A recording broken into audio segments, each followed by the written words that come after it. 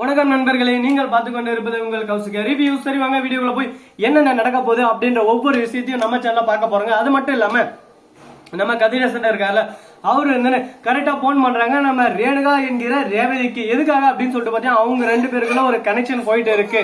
அது என்னடா அப்படின்னு சொல்லிட்டு பாத்தீங்கன்னா ரோட்டோரம் அழகா உட்காந்து சாப்பிடக்கூட வசதி இல்லாம கஷ்டப்பட்டு இருந்து ஒரு குழந்தைய பெற்று வச்சுன்னு உட்காந்துருந்தவங்க அந்த ரேவதி. இந்த ரேவதியை வந்து எப்படியாவது இவ்வளவு வச்சு என் குழந்தைய பெற்றுணும். ஃபர்ஸ்ட் இவரும் என்ன நினைச்சாரு, ரேணுகா இருப்பா அப்படின்னு சொல்லிட்டு ரேணுகா நினைச்சுதான் எல்லா பிளானும் செஞ்சாங்க. ஆனா இவங்க முற்றிலும் ரேணுகா இல்ல, முற்றிலும் கோணை, முழுவதும் கோணை சொல்லிட்டு சும்மா ஒண்ணு சொல்லுங்க. அது போலதான் இங்க என்ன நடந்துச்சு அப்படின்னு சொல்லிட்டு பாத்தீங்கன்னா ரேணுகா என்கிற ரேவதி வந்து கரெக்டா பிளான் பண்ணி இந்த இடத்துக்கு கூட்டிட்டு வந்து நம்ம விட்டாச்சு.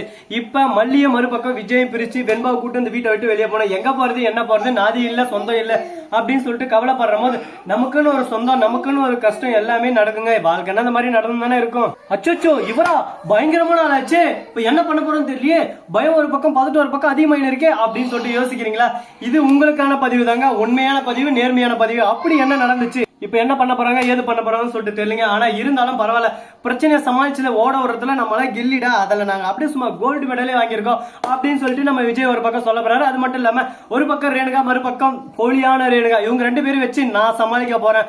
இனிமே இது என்னோட காலம், முருகனுக்கு மட்டும்தான் ரெண்டு பேரா, இந்த விஜய்க்கு ரெண்டுடா அப்படின்னு சொல்லிட்டு கெத்த மாசம் ஒரு பக்கம் சொல்றாரு. ஏன்னா எதுவும் தெரிஞ்சு நடக்கலைங்க, தெரியாது நடந்தது வந்து விபத்து மாதிரி தான். அதனால இதெல்லாம் ஒரு பெரிய பிரச்சனை எடுத்துக்கூடாது, அனைத்தும் கடந்து போகும், எல்லாம் கடந்து போகும், பாத்துக்கலாம் அப்படின்னு சொல்லிட்டு ஒரு பக்கம் விட்டுருவாங்க. அது போலதான் இந்த இடத்துல இவங்க ரெண்டு பேரும் முடிவு எடுத்துட்டாங்க. இதுக்கப்புறம் என்னென்ன நடக்க போகுது, ஏது எது நடக்க போகுது அப்படின்ற ஒவ்வொரு விஷயத்தையும் நம்ம சேனல்ல விரிவா பார்க்கலாம் வாங்க. அது மட்டும் இல்லாம நம்ம ராஜேஸ்வரி, ரஞ்சிதம், இந்த ரெண்டு கேடு கேட்டதுன்னு ஒரு பக்கம் அந்த மல்லி வேற பிரெக்னெண்டா இருக்கா, வயிற்றுல குழந்தை இருக்கே, என் வயிற்றுல இருக்க வேண்டியதா வயிற்றுக்கு போச்சு அப்படின்னு சொல்லிட்டு ஒரு பக்கம் நம்ம ரஞ்சிதம் அழ ஆரம்பிக்கிறாங்க. ரஞ்சிதம் அவனுக்கு தான் அரவிந்த் இருக்கான்ல, பணக்கார அழகா அடிச்சு அவங்ககிட்ட அப்படியே சும்மா பல்கான பணத்தை பார்க்கலாம். அதை விட்டு தேவையில்லாம நாம ஏன் இங்க சண்டை போட்டுக்கணும், டே அரவிந்த் வாடா கைப்புள்ள அப்படின்னு சொல்லிட்டு அவங்ககிட்ட கருத்து அப்படியே நைஸா உருவின்னு நம்ம வாழ்க்கையை நம்ம செட்டில் பண்ணிடலாம். என்ன சொல்ற ஏது சொல்ற நீயே யோசிச்சு சொல்லு அப்படின்னு சொல்லிட்டு கேக்குறாங்க. இந்த ஐடியாவும் நல்லா தானே இருக்கு, இந்த ஐடியா எத்தனை நாள் நாம யோசிக்க போனோம்ல அப்படின்னு சொல்லிட்டு ரஞ்சிதம் யோசிக்க ஆரம்பிக்கிறாங்க. சூப்பர் ரஞ்சிதம் சூப்பர், உன்னோட வாழ்க்கை செட்டில் பண்றதுக்கு என்ன நான் பண்ண முடியுமா, என்னென்ன கேடு கட்ட வேணும், கேப் மாதிரித்தனம், முள்ள மாதிரித்தனம், முடிச்சு வைக்கத்தனம் எல்லாமே அழகா பண்ண இருக்க. இதே போல நீ மண்ணு பண்ணேன்னா உனக்கு கூடிய சீக்கிரம் அப்படியே சும்மா இந்த உலகத்திலே சிறந்த முள்ள மாதிரி முடிச்சு வைக்க யாருன்னு சொல்லிட்டு பண்ற பட்டம் உனக்கு தாமா வரும். ஏன்னா நீ அந்த அளவுக்கு ஒரு பக்கம் ப்ரொஃபஷனல்மா, உனக்கான பதவி உனக்கு மட்டும்தான் தகும், வேற யாருக்கும் தகாது. சரி போனதெல்லாம் போயிருச்சு, இதுக்கப்புறம் அதை விட்டுருவான், இதுக்கப்புறம் என்ன நடக்க போகுது அப்படின்னு சொல்லிட்டு அந்த விஷயத்துக்கு வரலாம் வாங்க.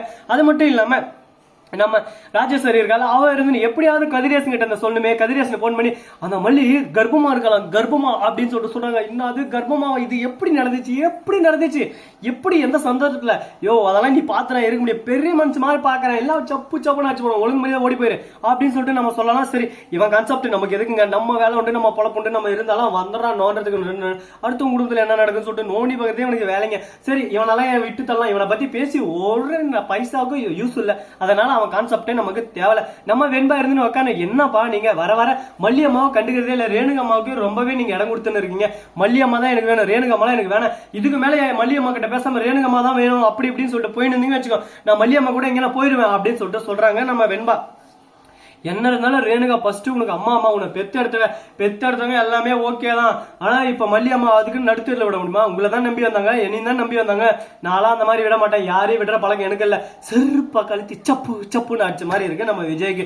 இதுக்கு மேல விஜய் இந்த தப்பா செய்ய மாட்டாரு. ஏன்னா ஒரு சின்ன குழந்தை நல்லா பணிவா அழகா எடுத்து சொல்ற போது தான் அதுக்கான புத்தியே வருது. ஒரு பக்கம் ஐயோ தப்பு பண்ணிட்டோம்ல, தப்பு பண்ணிட்டேன் குமாரு, தப்பு பண்ணிட்டேன் அப்படின்னு சொல்லிட்டு இப்பதான் ஃபீல் பண்ண ஆரம்பிக்கிறாங்க. இதுக்கு தாங்க சொல்றது, எந்த ஒரு விஷயத்தையும் ஆழம் தெரியாம காலை விடக்கூடாதுன்னு சொல்லிட்டு நம்ம விஜய் காலை விட்டாரு. இதுக்கப்புறம் காலை எடுத்தா என்ன, எடுக்கல என்ன, தப்பிச்சுதான் ஆகணும், வேற வழி இல்ல. அதுக்கும் சொல்லிட்டு விட்டுட்டு போயிட முடியுமா, பாதியில விட முடியாது. அதனால முழுக்க இறங்கியாச்சு. தீர எதுக்காக இறங்கணும் அந்த நோக்கத்தை முடிச்சுட்டு அதுக்கப்புறம் தான் வேற வேலையை பார்க்கணும்.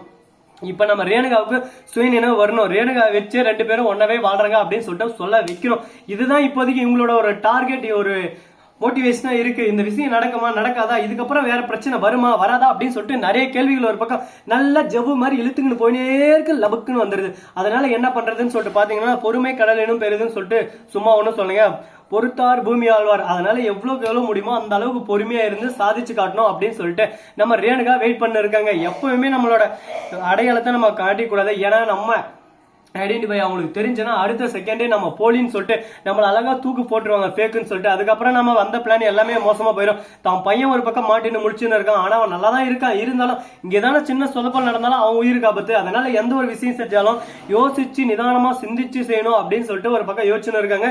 செயல்பாடுகள் எல்லாமே அருமையா இருக்கு ரேணுகா. ஆனா இருந்தாலும் சின்ன சின்ன மாற்றங்கள் நீ கொடுத்தே ஆகணும். இந்த வீடியோ அவங்களுக்கு பிடிச்சிருந்தா லைக் பண்ணுங்க, கமெண்ட் பண்ணுங்க, ஷேர் பண்ணுங்க, டிண்டிங் பெல்ல தட்டி விட்டு போங்க. அப்பதான் நான் போற அடுத்த வீடியோ உங்களுக்கு உடனுக்குடன் வரும். மிக்க நன்றி. தேங்க்ஸ் ஃபார் வாட்சிங். Tata, see you. நன்றி, வணக்கம், வந்தனம், வருக தருக.